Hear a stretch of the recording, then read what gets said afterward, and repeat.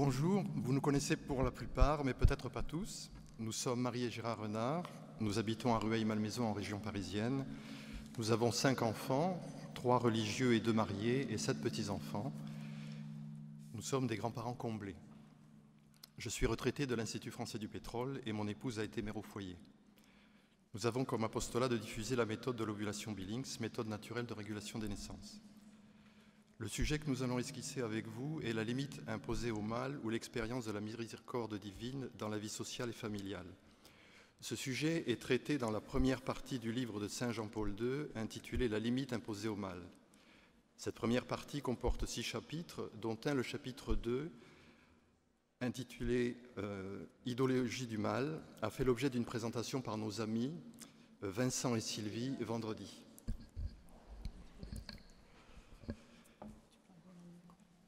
Avant d'aborder des exemples de limites imposées au mal, peut-être est-il utile de faire une petite synthèse de ce que Saint Jean-Paul II a décrit dans cette première partie de son livre, puisqu'intitulé « La limite imposée au mal ».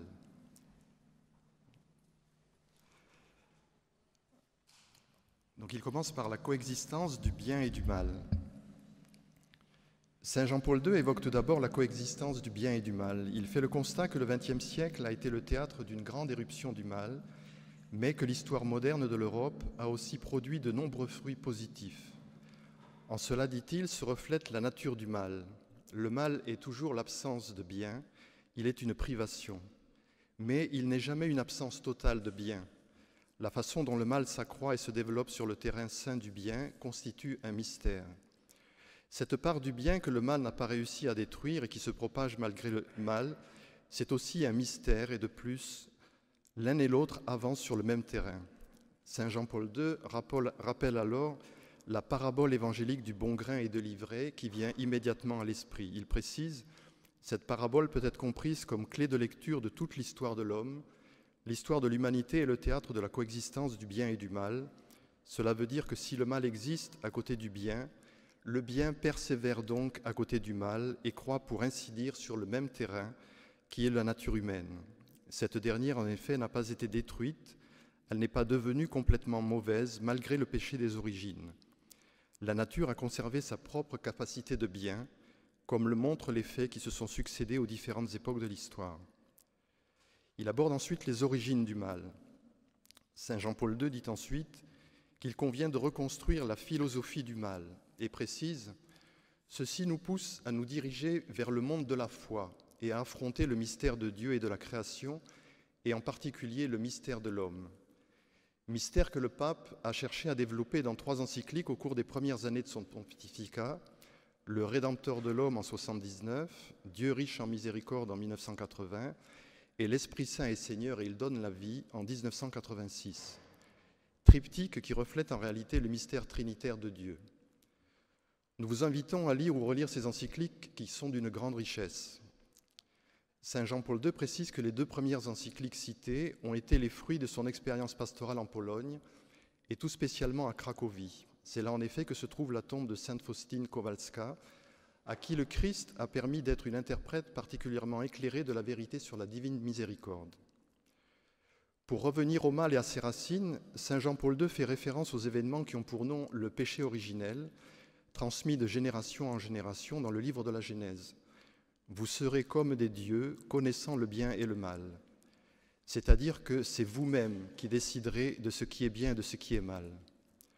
Saint Jean-Paul II fait remarquer que si l'homme peut décider par lui-même, sans Dieu, de ce qui est bon, de ce qui est mauvais, il peut aussi disposer qu'un groupe d'hommes soit anéanti, et de citer les abominations perpétrées sous le Troisième Reich par des personnes arrivées au pouvoir, par des voies démocratiques, souligne-t-il, et par l'idéologie marxiste en de nombreux pays. Élimination au sens physique, mais souvent aussi au sens moral, la personne étant empêchée d'exercer ses droits.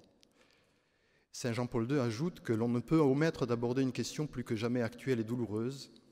Après la chute des régimes édifiés sur les idéologies du mal, les formes d'extermination évoquées ci-dessus ont cessé.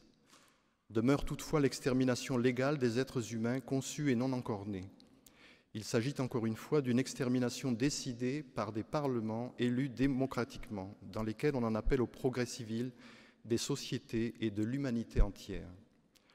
D'autres formes de violation de la loi de Dieu ne manque pas non plus. Et il dit, je pense par exemple aux fortes pressions du Parlement européen pour que soient reconnues les unions homosexuelles comme une forme alternative de famille, à laquelle reviendrait aussi le droit d'adopter. On peut et même on doit se poser la question de savoir s'il ne s'agit pas ici encore d'une nouvelle idéologie du mal, peut-être plus insidieuse et plus occulte, qui tente d'exploiter contre l'homme et contre la famille même les droits de l'homme. Saint Jean-Paul II pose alors la question « Pourquoi cela arrive-t-il ?» Cité hier par Martial, et sa réponse est donc, en définitive, la réponse est simple.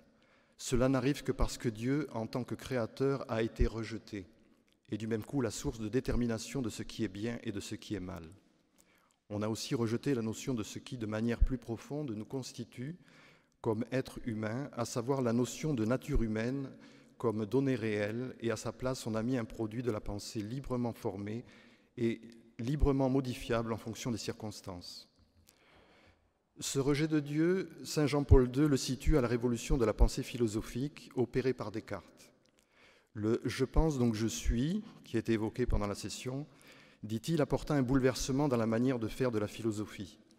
Dans la période pré-cartésienne, la philosophie, et donc le « je pense », ou plutôt le « je connais », était subordonné à l'être, qui était considéré jusqu'alors comme quelque chose de primordial. Pour Descartes, à l'inverse, l'être apparaît secondaire, tandis que je pense est primordial. Ainsi, non seulement fut opéré un changement de direction dans la façon de faire de la philosophie, mais on abandonna de manière décisive ce que la philosophie avait été jusque-là, en particulier la philosophie de saint Thomas d'Aquin, la philosophie de l'être. Auparavant, tout était interprété dans la perspective de l'être, et l'on cherchait une explication de tout selon cette perspective.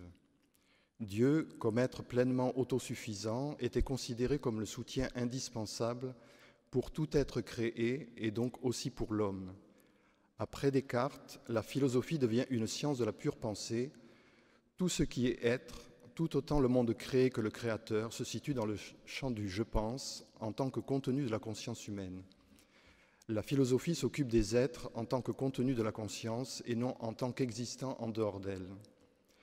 Saint Jean-Paul II poursuit, on a parlé entre autres du déclin du réalisme thomiste et on entendait par là l'abandon du christianisme comme source de l'action philosophique. En définitive, c'est la possibilité même de rejoindre Dieu qui était mise en cause. Dans la logique du « je pense donc je suis », Dieu était réduit à un contenu de la conscience humaine. Il ne pouvait plus être considéré comme celui qui explique jusqu'au plus profond l'être humain. Il ne pouvait donc demeurer comme l'être autosuffisant, comme le Créateur, celui qui donne l'existence, ni même comme celui qui se donne lui-même dans le mystère de l'incarnation, de la rédemption et de la grâce. Le Dieu de la révélation avait cessé d'exister comme Dieu des philosophes. Seule demeurait l'idée de Dieu comme thème d'une libre élaboration de la pensée humaine. Saint Jean-Paul II en déduit que c'est ainsi que s'écroulèrent aussi les bases de la philosophie du mal. Le mal, en effet, dans son sens réaliste, ne peut exister qu'en relation au bien, et en particulier en relation à Dieu, bien suprême. Le livre de la Genèse parle précisément de ce mal. C'est dans cette perspective qu'on peut comprendre le péché originel et aussi tout péché personnel de l'homme. Mais ce mal a été racheté par le Christ par la croix. Ou plus précisément, l'homme a été racheté, lui qui par l'action du Christ est devenu participant de la vie même de Dieu. Dans la mentalité des Lumières, tout cela, le grand drame de l'histoire du salut avait disparu. L'homme était resté seul, seul comme créateur de sa propre histoire et de sa propre civilisation, seul comme celui qui décide de ce qui est bon et de ce qui est mauvais, comme celui qui existerait et agirait même si Dieu n'existait pas. Saint Jean-Paul II explique que si nous voulons parler de manière sensée du bien et du mal, nous devons revenir à saint Thomas d'Aquin, c'est-à-dire à la philosophie de l'être. Comme indiqué précédemment, l'homme a été racheté par le Christ par la croix. Saint Jean-Paul II précise, nous entrons ainsi en relation avec le mystère de la rédemption de l'homme. Et pour cette approche, c'est l'Esprit Saint qui nous guide, qui nous permet de pénétrer dans la profondeur du mystère de la croix et de nous pencher en même temps sur l'abîme du mal dont l'homme est à la fois l'artisan et la victime, comme on le voit dès les origines de son histoire. L'homme n'est pas capable de se remettre debout tout seul. Il a besoin de l'aide de l'Esprit Saint. C'est exactement à cela que se réfère l'expression utilisée par Jésus pendant la dernière scène, rapportée par saint Jean lorsqu'il affirme que l'Esprit Saint dénoncera l'erreur du monde sur le péché. Le but d'une telle dénonciation n'est pas la condamnation du monde, dit saint Jean-Paul II. Si l'Église, grâce à l'Esprit Saint, appelle le mal par son nom, elle le fait seulement dans le but d'indiquer la possibilité de le vaincre. En Jésus-Christ, Dieu s'est penché sur l'homme pour lui tendre la main, pour le relever et pour l'aider à reprendre son chemin avec une force nouvelle. Si l'homme refuse cette aide, il commet le péché que le Christ a appelé blasphème contre l'Esprit, le déclarant en même temps irrémissible parce qu'il exclut en l'homme le désir même du pardon. L'homme repousse l'amour et la miséricorde de Dieu parce qu'il se considère lui-même comme Dieu. Il considère qu'il est en mesure de se suffire lui-même. La rédemption comme limite divine imposée au mal. Pour en venir à la limite imposée au mal, saint Jean-Paul II indique que c'est Dieu lui-même qui peut imposer une limite définitive au mal.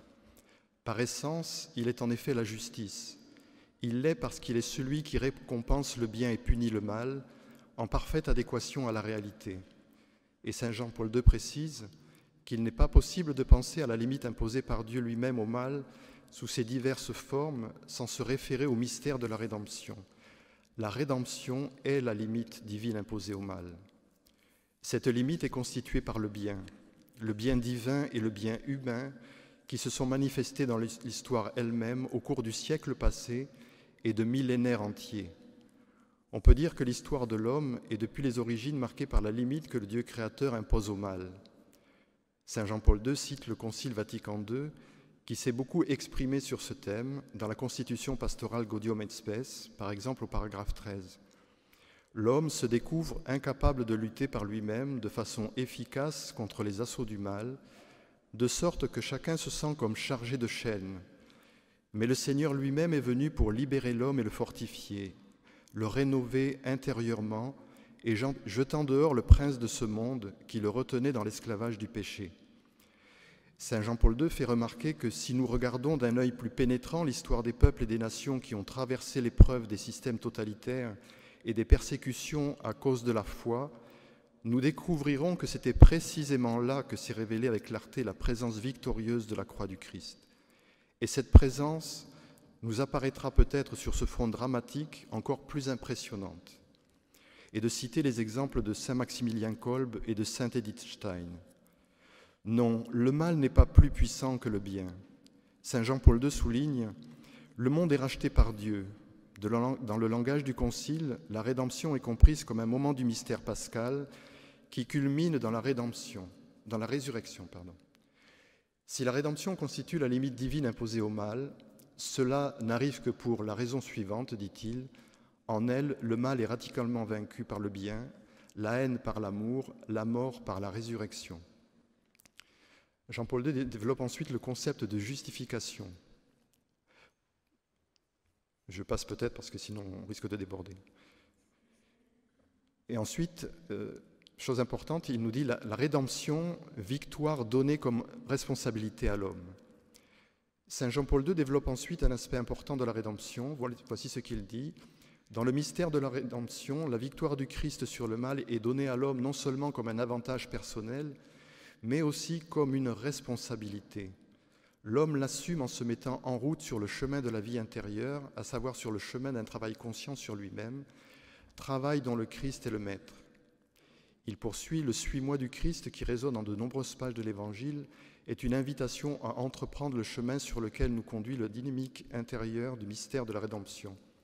C'est à ce chemin que se réfère l'enseignement largement diffusé dans les traités sur la vie intérieure et sur l'expérience mystique, concernant les 3 étapes à travers lesquelles doit passer celui qui veut suivre le Christ. Ces 3 étapes sont parfois appelées des voies. On peut alors parler de la voie purgative, de la voie illuminative et enfin de la voie unitive. En réalité, ce ne sont pas 3 voies différentes, mais 3 aspects de la même voie sur laquelle le Christ appelle tout homme, comme autrefois il a invité le jeune homme riche de l'Évangile. Puis il explicite ces 3 voies. Entendu correctement, l'observance des commandements est synonyme de la voie purgative. Elle signifie en effet vaincre le péché, le mal moral sous ses diverses formes, et cela porte à une purification intérieure progressive. Parallèlement à l'observance des commandements, les vertus se développent en l'homme. De la sorte, sur le chemin de la vie intérieure, l'étape illuminative émerge graduellement de l'étape purgative. Avec le temps, dans la mesure où l'homme suit avec persévérance le Maître, qui est le Christ, il ressent toujours moins à l'intérieur de lui-même le poids de la lutte contre le péché, et il jouit toujours plus de la lumière divine qui envahit toute la création. Cela est extrêmement important, car il est ainsi permis à l'homme de sortir d'une situation où il est constamment exposé intérieurement au risque de péché, ce qui toutefois sur cette terre reste dans une certaine mesure toujours présent, afin de se mouvoir avec une liberté toujours plus grande au milieu de tout le monde créé. Il conserve également cette liberté et cette simplicité face aux êtres humains, y compris ceux de l'autre sexe. La lumière intérieure éclaire ses actes et lui montre tout le bien du monde créé comme provenant de la main de Dieu. De cette façon, la voie purgative et à son tour la voie illuminative constituent l'entrée naturelle dans la voie appelée unitive. C'est l'ultime étape du chemin intérieur, celle où l'âme fait l'expérience d'une union particulière à Dieu. Cette union, il la réalise dans la contemplation de l'être divin et dans l'expérience de l'amour qui en jaillit avec une intensité croissante. Le Christ, en tant que souverain maître de vie spirituelle, et aussi tous ceux qui se sont formés à son école, enseignent qu'en cette vie, on peut déjà être introduit dans la voie de l'union à Dieu. L'homme trouve Dieu en tout, il est en contact avec lui en tout et à travers tout. Les choses créées cessent d'être un danger pour lui, comme elles l'étaient surtout lorsqu'il parcourait la voie purgative. Les choses créées, particulièrement les personnes, non seulement retrouvent leur lumière propre, cachée en elles par le Dieu créateur, mais, si on peut ainsi s'exprimer, elles rendent accessible Dieu lui-même, de la manière dont il a voulu se révéler à l'homme, comme Père, comme Rédempteur et comme époux. Voilà, je laisse la parole à mon épouse. Alors donc, dans une deuxième partie, nous voudrions donner quelques exemples de signes de la divine miséricorde en notre temps. Mais tout d'abord, rappeler quelques-uns des mots de notre époque. Alors, les mots de notre temps, les mots dans la société sont nombreux, toutefois les plus importants nous paraissent être le rejet ou l'indifférence vis-à-vis de Dieu, le relativisme, la volonté de destruction de la famille et le non-respect de la vie humaine de son commencement à sa fin naturelle. Tous ces mots, Jean-Paul II les qualifiait de culture de mort. Dans son livre, il fait remarquer que les responsables qui font le mal à grande échelle font beaucoup d'efforts pour cacher leurs méfaits aux yeux du monde et qu'il faut du temps pour s'en rendre compte. Ceci est probablement vrai, mais certains agissent au grand jour, ou presque, ayant à leur solde les principaux médias d'information, télévision, radio, presse écrite, qui manipulent l'opinion en faisant passer pour bien ce qui est mal, ce qui fait mal, et qui aliènent en falsifiant la vérité. Alors Dieu appelle des hommes qui sont signes de sa divine miséricorde. Difficile de faire une liste exhaustive de ces hommes. Nous en avons retenu quelques-uns très connus, ainsi le père Werenfried, qui a fondé l'AED, l'aide à l'Église en détresse, pour soutenir les chrétiens dans le monde, le professeur Jérôme Lejeune, qui a découvert la trisomie 21 et n'a pas hésité à sacrifier sa carrière en dénonçant l'utilisation qui allait en être faite pour le plus souvent supprimer les enfants qui en sont porteurs. Pour les patients, il prit fermement position en faveur de la vie dès le début des projets de légalisation de l'IVG et de l'IMG dans les pays occidentaux, donnant des centaines de conférences et d'interviews à travers le monde pour défendre la vie. Sa cause de béatification et de canonisation a été ouverte à Paris le 28 juin 2007. Jean-Marie Leméné, qui dirige la fondation de l'Institut Jérôme Lejeune, qui agissent pour les personnes atteintes de déficiences intellectuelles et d'origine génétique. Tugdual Derville, délégué général d'Alliance Vita, association qui agit pour le respect de la vie et de la dignité humaine. Ludovine de la Rochère, qui a fondé la Manif pour tous pour défendre l'altérité sexuelle dans le mariage, le respect de la filiation naturelle et l'intérêt supérieur de l'enfant. Aude Mirkovic, porte-parole des juristes pour l'enfance, association qui poursuit la défense des enfants dans tous les domaines et par tous les moyens de droit. Cécile Edel, qui préside à Choisir la vie. Cette liste n'est bien sûr pas exhaustive. Alors, on va voir maintenant, on va se pencher sur Humanae Vitae, don de la miséricorde divine. Tous les grands textes des papes sont des dons de la divine miséricorde. Nous avons choisi de parler d'Humanae Vitae parce que cette encyclique du bienheureux pape Paul VI a été prophétique des mots que la modernité a introduits. Ce mois-ci, nous fêtons son 50e anniversaire. Rappelons que le bienheureux Paul VI sera canonisé le 14 octobre au cours du prochain synode des jeunes.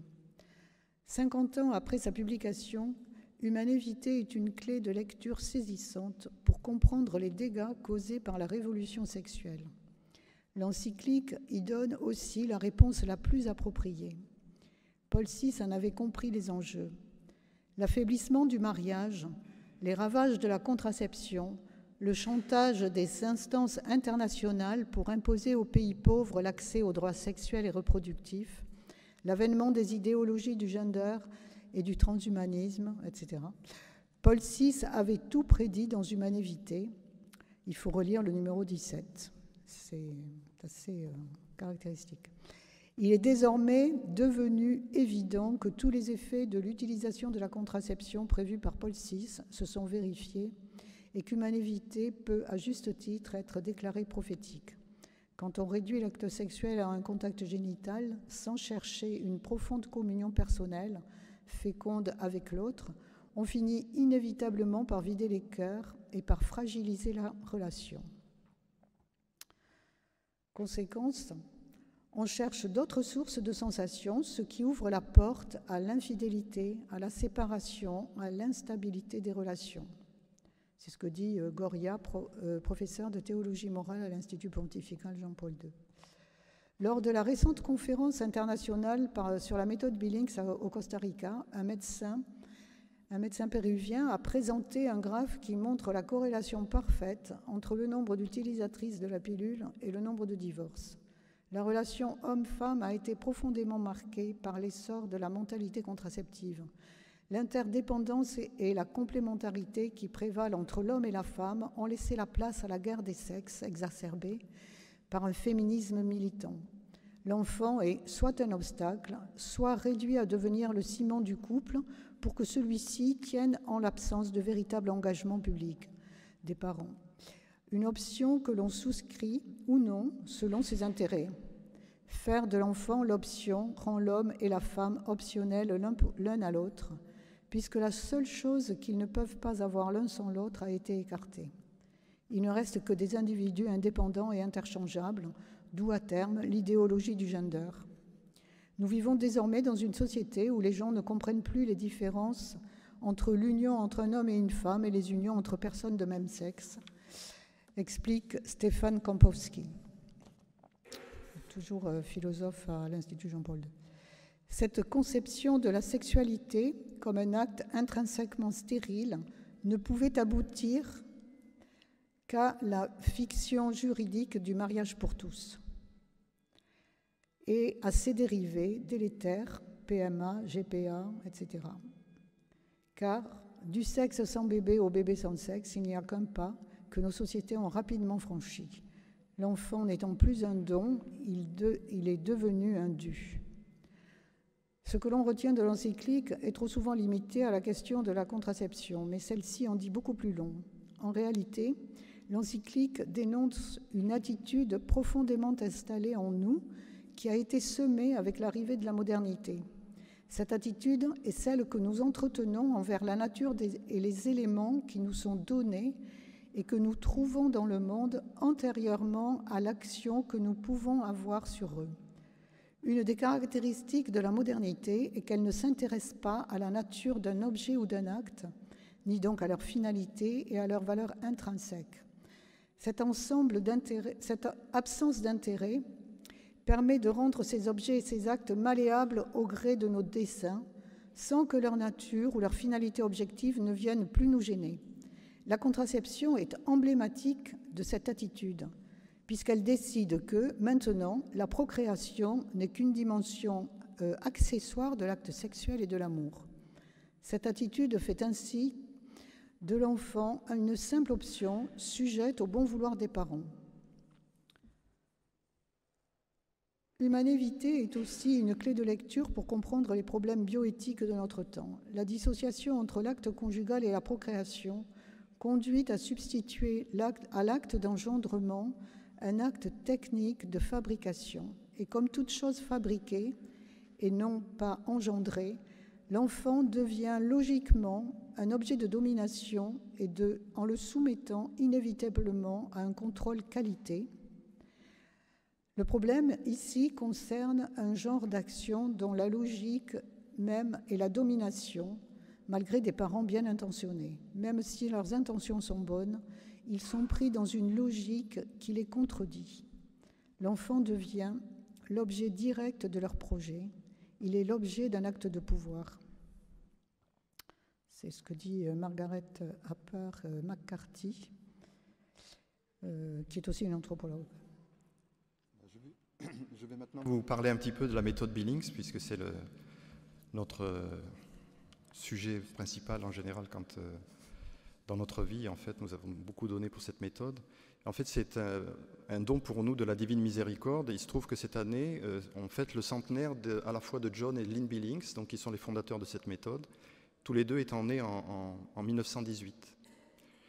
Et donc, dans une intervention intitulée « Une histoire de la providence de Dieu » qu'il a donnée en l'an 2000 lors d'une conférence pour le 40e anniversaire de la méthode qu'il avait élaborée, le docteur John Billings a évoqué tous les événements qui ont conduit à son élaboration.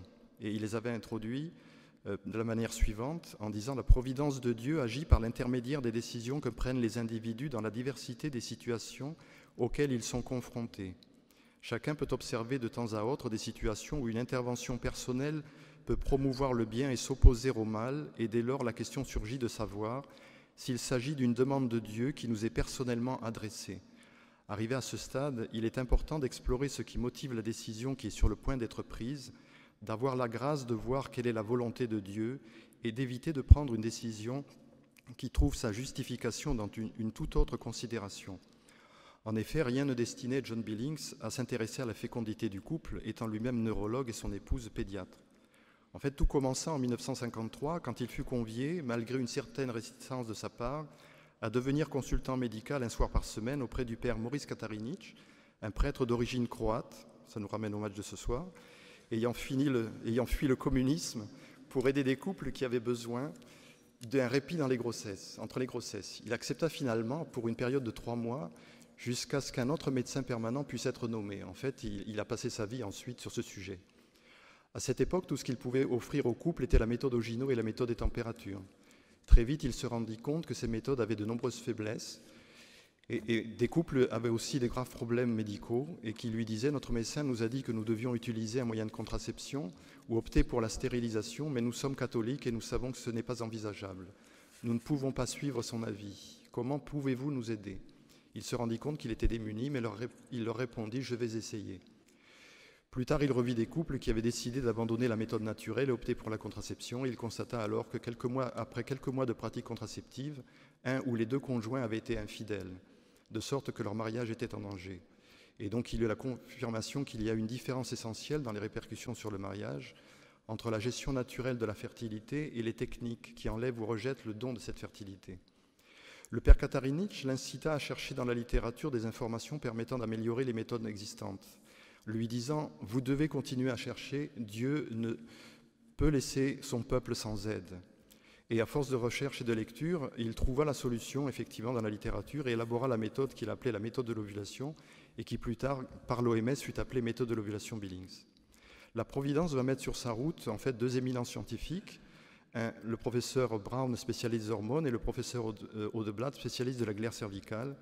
L'un était anglican, originaire de la Nouvelle-Zélande, et il officiait à Melbourne, c'est comme ça que les docteurs Billings l'ont connu, et l'autre était luthérien et il résidait en Suède.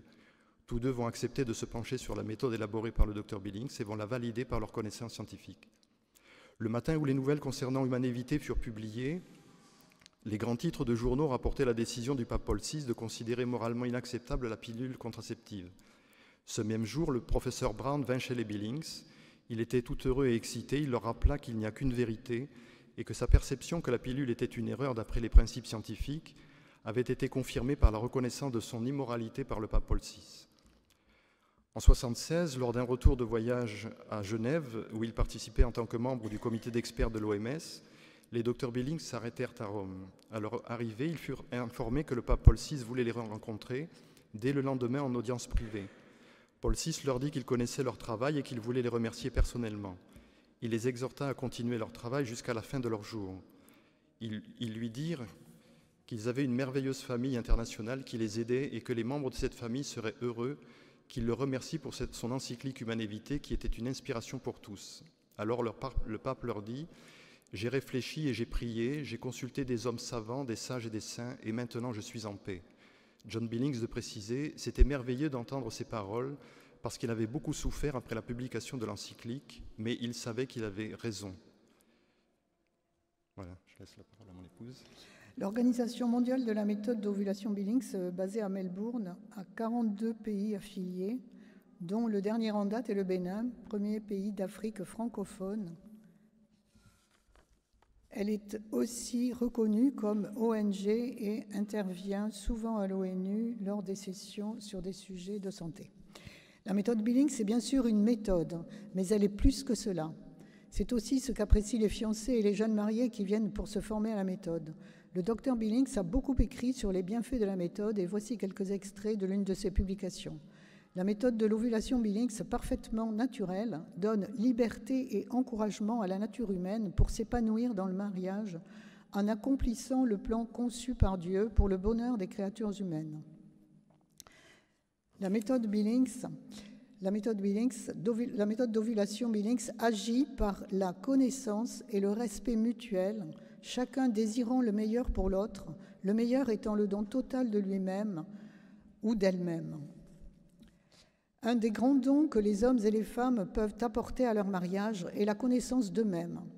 Un élément de cette connaissance pour la femme consiste à connaître les manifestations de sa fécondité physique. Quand elle apprend la méthode de l'ovulation Billings, elle apprend à vivre en harmonie avec elle-même et elle accepte son état de fertilité comme faisant partie de tout son être. Elle en vient à considérer cela comme une partie essentielle de sa personne. Elle prend conscience de sa féminité avec ses caractéristiques spécifiques et porteuses de vie et d'éducation qui influencent toute sa personnalité, remplissant ses pensées et dirigeant ses actions dans des circonstances variées. Elle se comporte en femme avec son individualité propre et sa distinction féminine. L'harmonie qu'une femme peut développer en elle-même écarte totalement l'idée superficielle qu'elle pourrait se passer d'être mère. Elle sait que cela fait partie de son identité humaine, une identité capable d'être transmise dans la génération de ses enfants. Lynn Billings poursuit en disant « Elle reconnaît que sa fertilité est un potentiel qui, pour être réalisé en donnant la vie à un enfant, doit dépendre de l'union biologique reproductive. Cette union doit inclure complètement la sexualité de l'homme et de la femme, afin de devenir une union totale et indivisible dans la totalité de leur sexualité d'hommes et de femmes, y compris leur fertilité. Ainsi, ce n'est pas seulement une union physique de deux êtres en une seule chair, mais aussi une union de cœur et d'esprit, gouvernée par une réciprocité masculine et féminine et par une individualité consciente, protégeant fièrement son identité tout en appelant l'union totale avec le conjoint. Cette extraordinaire relation entre l'homme et la femme devient possible car l'amour en est le catalyseur. Cet amour est à la fois masculin et féminin, humain et divin. Il transforme une chose mystérieuse et difficile en une chose compréhensible et possible. La personnalité individuelle de l'homme et de la femme dont la volonté libre agit mieux quand elle est dirigée par l'amour est essentielle pour une parfaite unité conjugale. Pour être vital, l'amour doit être à la fois généreux et exigeant, réfléchi et actif, idéaliste et pratique. C'est à la lumière d'un tel amour que l'individualité est exprimée dans sa plénitude afin que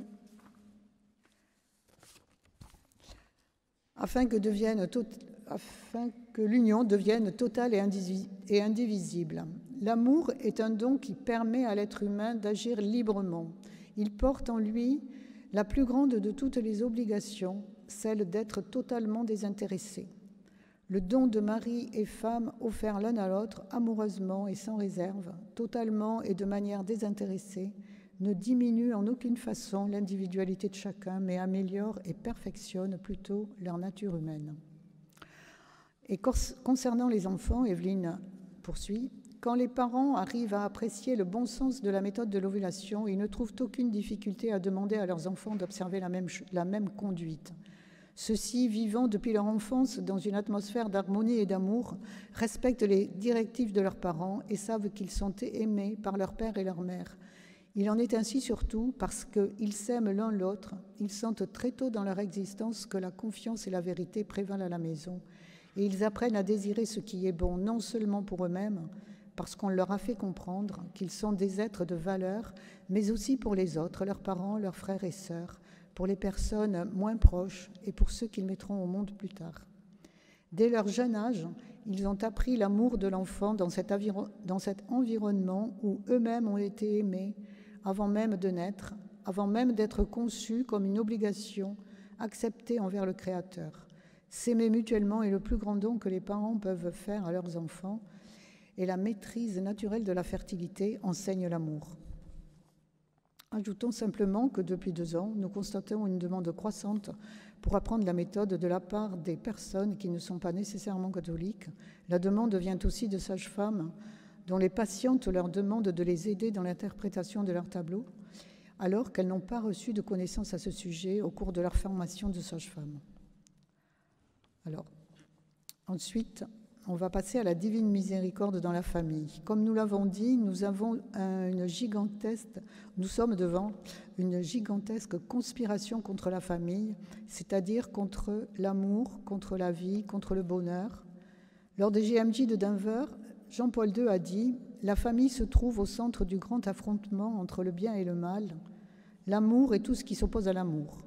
C'est par la famille que se déploie l'histoire de l'homme, l'histoire du salut de l'humanité. » Dans sa divine miséricorde, le Seigneur a appelé le père Lucien Marie Dorn et mère Marie-Augusta pour fonder la famille missionnaire de Notre-Dame dont le charisme et la mission sont d'être apôtres de l'amour en voulant éduquer les cœurs à l'amour selon les cœurs de Jésus et de Marie. Par l'exercice des vertus, le combat spirituel et particulièrement le combat olympique de la pureté. Nous nous associons aux frères et aux sœurs de la communauté en disant merci au Père et à Mère Marie-Augusta d'avoir dit oui à la volonté de Dieu, en acceptant de souffrir en aimant et d'aimer en souffrant et de se donner sans compter jusqu'au bout, à la suite de Jésus et de Notre-Dame-des-Neiges, dans le jamais rien l'un sans l'autre pour tendre à réaliser la grande prière de Jésus, Ut sint unum, qu'il soit un. Nous sommes reconnaissants à la famille missionnaire pour l'aide qu'elle apporte à notre couple, le jamais rien l'un sans l'autre, à nos enfants, le combat olympique de la pureté, aux petits-enfants, en les soutenant dans la prière, par l'encouragement à la récitation de l'Angélus, du chapelet, notre engagement dans les cordées, à l'adoration eucharistique, à la dévotion au cœur immaculé de Marie. Je passe beaucoup de choses parce que je ne parle pas du Triduum Pascal aussi, qui est le sommet de... Voilà. Marie est mère de miséricorde. Dans son petit journal, au numéro 330, sœur Faustine a écrit « Sous la croix, par la volonté du Christ, Marie est devenue vraie mère de toute l'humanité, par lui rachetée et sauvée. » Enfin, c'est Saint Jean qui dit cela.